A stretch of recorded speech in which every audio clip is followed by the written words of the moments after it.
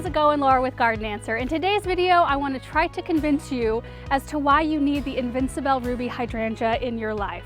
Like, this is a hydrangea to love. I mean, who could pass this up?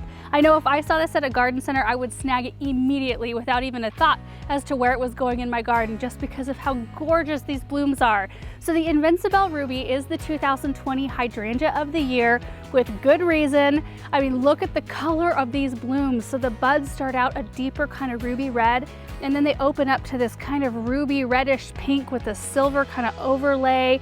The leaves are really dark, the stems are strong. It's super winter hardy. It's a zone 3 through 8.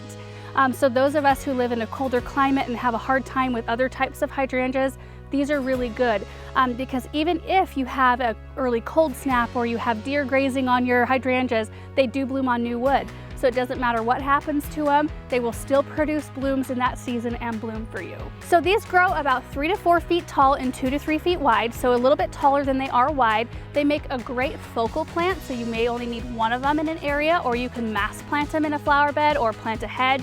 I recently planted a little swoop underneath one of our old lilac trees, and it's gorgeous. I cannot wait to see them fill in. I also did mulch when I was done planting. A good 2 to 3 inch layer of mulch helps prevent moisture loss, helps keep them really happy. They also do like a part sun to sun location. They will perform the best, have the strongest stem and the most amount of blooms if you put them in an area that gets at least 6 hours of sun. Now, if you live in a very hot climate, you can get away with a tiny bit less. Like, we live in a pretty hot, dry climate.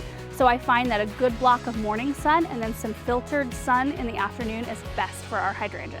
And as a person who likes to have cut flower arrangements in my house, these make for great cut flowers. You can even dry them and they maintain their color. So I just really feel like if you have a space in your garden that can accommodate an Invincibelle Ruby Hydrangea, you should definitely plant one, because these are also in bloom when many of your other plants are looking kind of tired and they're done for the year. That's when this one is in its glory. You can find this plant at Everett's Gardens.